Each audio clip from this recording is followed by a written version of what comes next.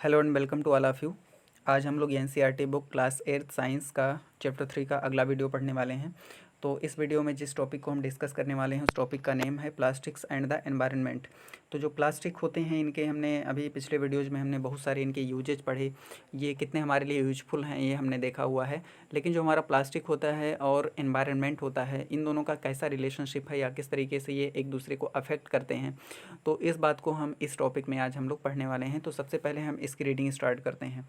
तो यहाँ पे देखिए, when we go to the market, जब हम मार्केट में जाते हैं, we usually get things wrapped in plastic. तो हम ज़्यादातर जो सामान लाते हैं वो प्लास्टिक में लिपटे हुए होते हैं और पैक्ड इन पॉलीथीन बैग्स, या तो उनको पॉलीथीन बैग में हम पैक कर देते हैं। That is one reason why plastic waste keeps getting accumulated in our homes. तो यही एक कारण, यह भी एक कारण होता है कि ये जो प्लास्टिक होता है वो keeps getting accumulated in our homes. तो जो प्लास्टिक होता है हमारे घरों में एक्यूमुलेट होना शुरू करता रहता है या इकट्ठा होते रहता है। जैसे हम बाज़ार से कोई सामान लाएं तो उसको प्लास्टिक में लपेट कर दिया जाएगा या प्लास्टिक के बैग में दिया जाएगा, तो जो प्लास्टिक का बैग है वो हमारे घर में रह जाएगा और जो सामान है उसका तो यूज होगा ही। तो इस तरीके से हमारे घर में बहुत सारे प्लास्टिक जो है एक्यूमुलेट हो जाते हैं, इकट्ठे हो जाते हैं। आगे इसमें लिखा हुआ है ultimately plastic finds its way to the garbage. तो अंत में जो प्लास्टिक होता है ये कहाँ पे जाता है, ये गार्बेज में जाता है। गार्बेज मतलब कूड़ा होता है। तो बाद में हम जो प्लास्टिक के बैग्स लाते हैं उनको हम कूड़े में फेंक देते हैं। आगे देखिए, disposal of plastic is a major problem why. जो प्लास्टिक का डिस्पोजल होता है ये एक बहुत बड़ा प्रॉब्लम है। लेकिन ऐसा क्यों है? क्योंकि आप जानते हैं जैसे लोहा हो गया या जो कागज़ हो गया, उसको तो हम अगर एनवायरनमेंट में भेज देते हैं तो सड़ जाता है या कोरोड हो जाता है। लेकिन जो प्लास्टिक होता है वो कभी ख़राब नहीं होता है एनवायरनमेंट में फेंक देने से। तो ये एक एडवांटेज तो है हमारे लिए कि ये जल्दी ख़राब नहीं होता है, डिग्रेडेबल नहीं है। लेकिन ये इसका एक दोष भी यही है कि ये जल्दी ख़राब नहीं होता है और एक बार इसको जहाँ पे फेंक देते हैं ऐसे पड़ा रहता है और ये बहुत ज़्यादा कूड़ा करकट का ढेर लगा देता है। तो चलिए इसको थोड़ा सा हम और आगे रीड करते हैं। ऐसा इसका कारण क्या होता है कि ये जो है बहुत ज़्यादा प्रॉब्लम है इसका डिस्पोजल। डिस्पोजल का मतलब इसको किस तरीके से हम निपटाएंगे, कहाँ पे इसको फेंकेंगे। आगे देखिए, material which gets decompose through natural processes such as action by bacteria is called biodegradable. तो यहाँ पे एक बात आपको बताया गया है, material which gets decomposed through natural processes. एक ऐसा मटेरियल जो कि डिकम्पोज मतलब होता है अपघटित हो जाना या सड़ जाना थ्रू नेचुरल प्रोसेसेस। अगर हम प्राकृतिक प्रक्रियाओं के द्वारा ये डिकम्पोज हो जाता है, सड़ जाता है। Such as action by bacteria, जैसे कि किसी बैक्टीरिया के एक्शन के द्वारा, तो इसको हम क्या कहते हैं, बायोडिग्रेडेबल कहते हैं। तो कोई चीज़ बायोडिग्रेडेबल तब कही जाती है जब वो एनवायरनमेंट में रख देने से वो बैक्टीरिया के द्वारा वो ख़राब हो जाए या वो सड़ जाए, तो उसको हम बायोडिग्रेडेबल कहते हैं, यानी जो बैक्टीरिया है उसको सड़ा देता है। आगे देखिए, material which is not easily decomposed by natural processes is term at non biodegradable. तो ऐसे मटेरियल जो नेचुरल प्रोसेसेस के द्वारा जो है डिग्रेड नहीं होते, सड़ते नहीं, उसको हम नॉन बायोडिग्रेडेबल कहते हैं। तो आपने अपने जो पिछला लेसन था माइक्रो ऑर्गेनिज्म का, उसमें आपने देखा था कि जो माइक्रो ऑर्गेनिज्म होते हैं इन्वायरमेंट के क्लीनिंग में एक इम्पॉर्टेंट रोल इनका होता है। तो जो बैक्टीरिया होते हैं वो जैसे सब्जियों के छिलके हो गए, कागज़ हो गए, इन सबको तो खा कर सड़ा कर उनको मिट्टी में मिला के फर्टिलिटी को बढ़ा देते हैं। लेकिन कुछ ऐसे ऑब्जेक्ट्स होते हैं जिनको बैक्टीरिया नहीं खा सकते और उनको सड़ा नहीं सकते। तो ऐसे मटेरियल जो होते हैं उनको हम नॉन बायोडिग्रेडेबल कहते हैं, यानी बायोलॉजिकली इनको हम डिग्रेड नहीं कर सकते हैं। तो ये ऐसे मटेरियल्स होते हैं। तो अब यहाँ पे देखिए, कुछ एक आपको यहाँ पे अच्छा टेबल आपको इसमें बना के दिया गया है। तो इस टेबल को हम रीड करते हैं। देखिए, टाइप ऑफ वेस्ट मतलब जो खराब पदार्थ हम अपने घरों से बाहर फेंकते हैं तो उसको वेस्ट कहते हैं। Approximate time taken to degrade, तो अगर ये कितने समय में ये डिग्रेड हो जाता है, ख़राब हो जाता है, सड़ जाता है। आगे देखिए, नेचर ऑफ मटेरियल, जो मटेरियल का नेचर है वो बायोडिग्रेडेबल है कि बायोडिग्रेडेबल नहीं है। तो यहाँ पे देखिए, peels of vegetables fruits left over food stuff. तो यहाँ देखिए, जो सब्जियों के छिलके हैं, फलों के छिलके हैं, या जो भोजन हम खाते हैं, रोटी बच गई, चावल बच गया, तो इसको अगर हम कहीं बाहर फेंक देते हैं तो ये 1 से 2 हफ्ते में ये पूरी तरीके से सड़ करके मिट्टी में मिल जाएगा। अगर देखिए, पेपर है, कागज़ का टुकड़ा है, इसको अगर हम फेंक देते हैं बाहर तो ये 10 से 1 महीने के अंदर, 30 दिन के अंदर ये बायोडिग्रेड हो जाता है। बैक्टीरिया इसको खा के मिट्टी में मिला देते हैं। कॉटन का कपड़ा है तो इसको अगर हम मिट्टी में फेंक देते हैं 2 से 5 महीने के अंदर, ये जल्दी नहीं सड़ता लेकिन फिर भी 2 से 5 महीने के अंदर ये सड़ करके मिट्टी में मिल जाएगा। आगे देखिए, वुड है, लकड़ी है, तो ये 10 से 15 साल में लकड़ी भी क्या करता है, बायोडिग्रेडेबल है। 10 से 15 साल में ये जो है लकड़ी का कोई टुकड़ा है, अगर इसको हम बाहर फेंक देते हैं तो ये सड़ जाएगा। हालांकि अगर लकड़ी के टुकड़े को हम घर में सुरक्षित रखते हैं तो ये बहुत दिनों तक, या मिट्टी के अंदर दब जाए तो ये बहुत दिनों तक, बरसों, कई सौ वर्ष तक ये सुरक्षित रह सकता है। लेकिन अगर इसको साधारण लकड़ी है उसको अगर हम बाहर फेंक देते हैं तो ये 10 से 15 दिन में बायोडिग्रेड हो जाता है। आगे देखिए वूलन क्लॉथेज, ऊन का जो कपड़ा होता है तो 1 साल के अंदर वो बायोडिग्रेड हो जाता है, सड़ जाता है।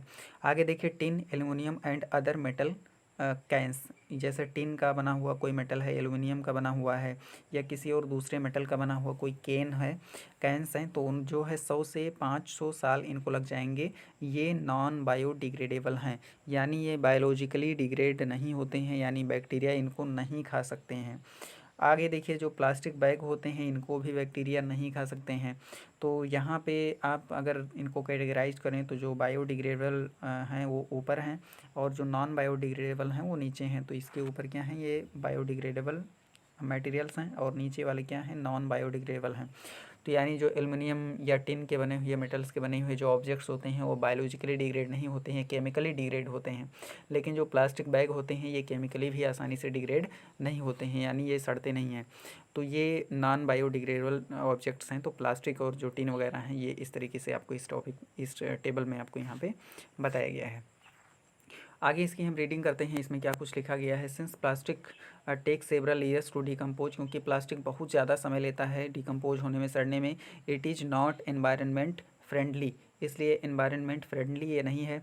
इट काजेज एनवायरनमेंटल पॉल्यूशन, ये पर्यावरणीय प्रदूषण का कारण बनता है। Besides the burning process in the synthetic material is quite slow and it does not get completely burned easily. तो इसके अतिरिक्त, बिसाइड्स मीन्स होता है इसके अतिरिक्त, the burning process in the synthetic material is quite slow and it does not get completely burned easily. तो इसकी जो जलने की प्रक्रिया है ये बहुत तेज़ी से नहीं जलता, आसानी से नहीं जलता, और इसलिए ये जलने के बाद भी बहुत ज़्यादा प्रदूषण करता है। इन the process it releases lots of poisonous fumes into the atmosphere causing air pollution. तो अगर ये जो प्लास्टिक का मटेरियल है या सिंथेटिक मटेरियल है इसको अगर हम जलाते हैं तो ये पॉइजनस जहरीली गैसों को, धुएँ को ये निकालता है, और एटमॉस्फेरिक पॉल्यूशन को अगर करता है। अगर ये मिट्टी में पड़ा है तो सॉयल पॉल्यूशन करता है, लेकिन अगर इसको जला देते हैं तो एटमॉस्फेरिक पॉल्यूशन करता है, प्रदूषण करता है।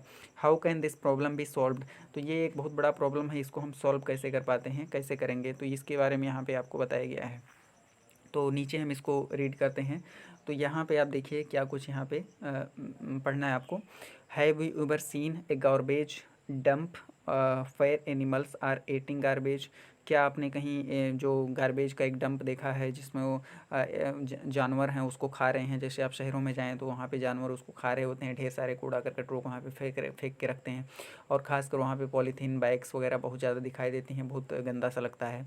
आगे देखिए in the process of eating the food waste they swallow materials like polythene bags and wrappers of food. तो ये जो भोजन पे के ऊपर जो कुछ हम, जिसमें भोजन को लपेट कर हम देते हैं, या जो पॉलीथीन बैग्स वगैरह होते हैं इनको ये कभी कभी क्या कर लेते हैं, खा लेते हैं। Can you imagine the consequence, क्या आप इसके परिणाम को इमेजिन कर सकते हैं, कल्पना कर सकते हैं। The plastic material chokes the respiratory system of these animals and forms a lining in their stomach and can be the cause of their death. तो ये जो होता है इनका जो श्वसन प्रक्रिया है इसको रोक देता है, बंद कर देता है।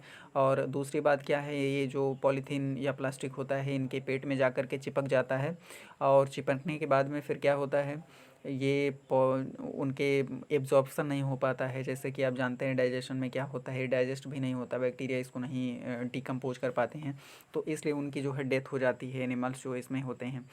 आगे देखिए द पॉलीबैग्स, आगे इसमें देखिए the polybag carelessly thrown here and there are responsible for clogging the drains too. तो यहाँ पे देखिए जो पॉलीबैग होते हैं इनको अगर हम इधर उधर ऐसे फेंक देते हैं तो ये क्या करते हैं,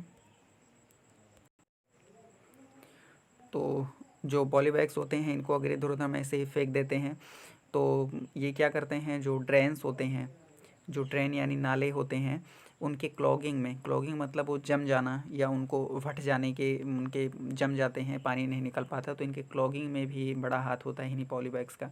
तो इनको निकालना एक ओवरऑल एक मुसीबत होती है। आगे देखिए, sometimes we are very careless and throw the wrappers of chips, biscuits and other eatable eatables on the road और इन पार्क्स और पिकनिक प्लेसेस। तो कभी कभी कुछ लोग बहुत ज़्यादा या हम लोग केयरलेस होते हैं कि ये जो जैसे चिप्स वगैरह खाए और इसके जो पन्नी है उसको हम इधर उधर कहीं पे जाते हैं तो उसको फेंक देते हैं बाहर।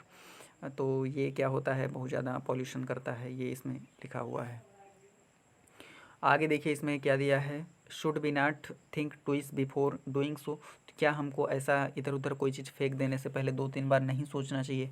निश्चित रूप से हमको बहुत ज़्यादा सोचना चाहिए। हमको कोई भी चीज़, कोई वेस्ट हो, प्लास्टिक वेस्ट हो, इसको इधर उधर ऐसे ही नहीं फेंकना चाहिए।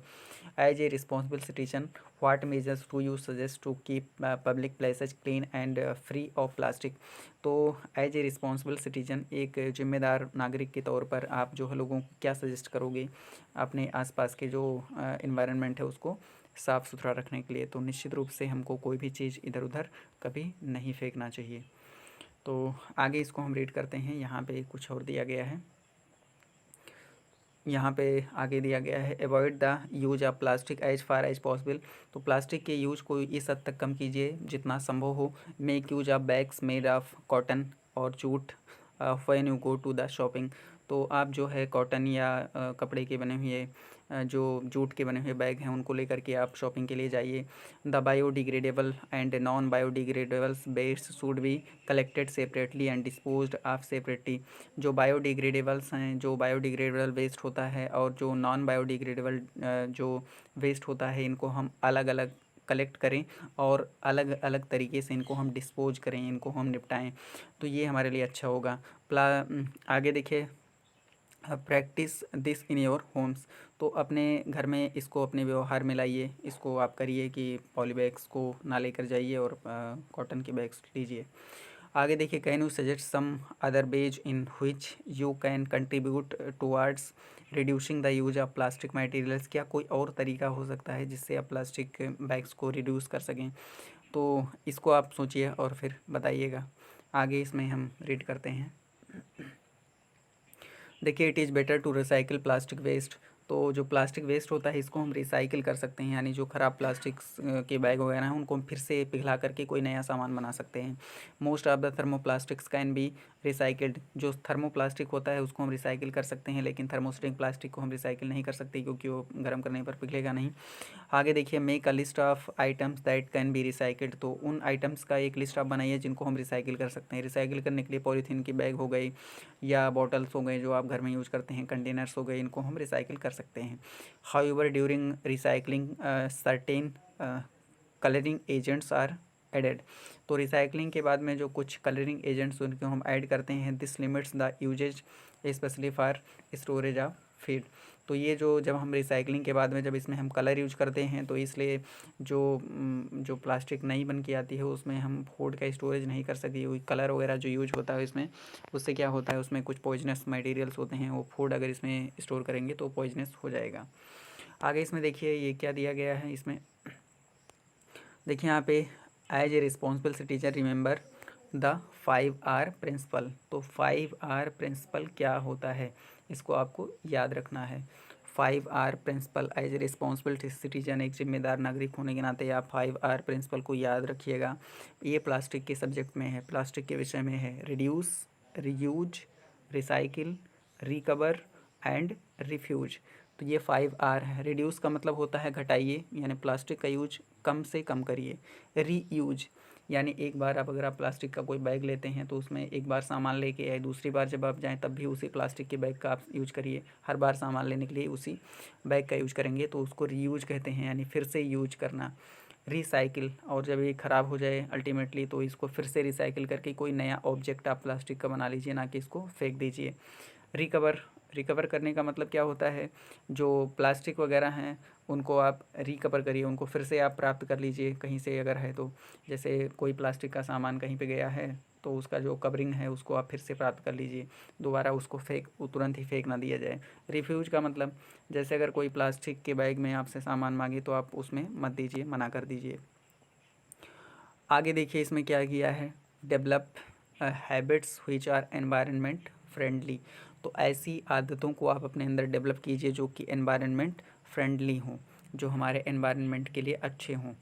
आगे देखते हैं इसमें क्या दिया है, फाइबर वाइज। तो यहाँ पे क्या कुछ चीज़ें आपको दी गई हैं फाइबर वाइज, तो इसको हम रीड करते हैं। Do not throw plastic bags in the water bodies और ऑन द रोड। तो प्लास्टिक बैग को वाटर बॉडीज और रोड पे ना फेंकिए। वाटर बॉडीज मतलब तालाब वगैरह में ना फेंकिए और इसको रोड पे ना फेंकिए।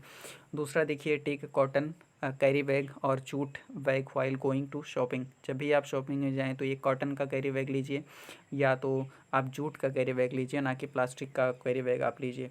आगे देखिए, try to minimise the use of plastic materials, use a steel lunch box instead of a plastic one. तो आप लंच बॉक्स जो होता है उसको प्लास्टिक का ना यूज करके आप इसको स्टील का यूज कर सकते हैं।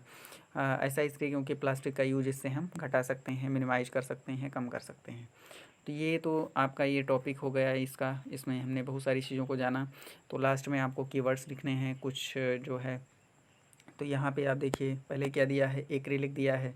ये एक सिंथेटिक फाइबर है, आप जानते हैं एक्रिलिक क्या है, एक सिंथेटिक फाइबर है, आपको पता है। और आगे देखिए, आर्टिफिशियल सिल्क, आप जानते हैं रेयान को आर्टिफिशियल सिल्क कहते हैं। नायलॉन बहुत मजबूत एक आर्टिफिशियल सिल्क होता है। प्लास्टिक के बारे में आपने अभी पढ़ा हुआ है। पॉलिस्टर क्या है, एक आर्टिफिशियल सिल्क है। पॉलीमर क्या होता है, जो स्मॉल यूनिट्स को एक साथ मिला के एक लंबा चेन बनाते हैं उसको पॉलीमर कहते हैं। पॉलीथीन क्या है, एक स्पेशल टाइप की प्लास्टिक है जिससे प्लास्टिक बैग्स ज़्यादा बनाए जाते हैं। रेयान क्या है, एक सिंथेटिक फाइबर है। आगे देखिए, सिंथेटिक फाइबर आप पहले से जानते हैं। आगे देखिए, टेरिलीन। टेरिलीन क्या होता है, ये टेरिलीन भी एक जो है एक सिंथेटिक फाइबर एक तरीके से है। आगे देखिए, थर्मोप्लास्टिक्स और थर्मोसेटिंग प्लास्टिक्स के बारे में आपको पहले से ही पता है, आपको बताया जा चुका है। तो ये टॉपिक्स आप याद रखिएगा। उसके बाद में एक समरी यहाँ पे आपको दी गई है कि आपने देखा है, तो इसमें कई सारे क्वेश्चन जो आपको नीचे सॉल्व करने हैं उनके आंसर्स इसमें मिल जाएंगे। तो इस वीडियो में जो कुछ था वो ख़त्म हो गया। एक्सरसाइज को हम अगले वीडियो में डिस्कस करेंगे और इसको आपको खुद ही सॉल्व करना होगा। तो इस वीडियो को यहीं पे स्टॉप करते हैं एंड थैंक्स फॉर वाचिंग।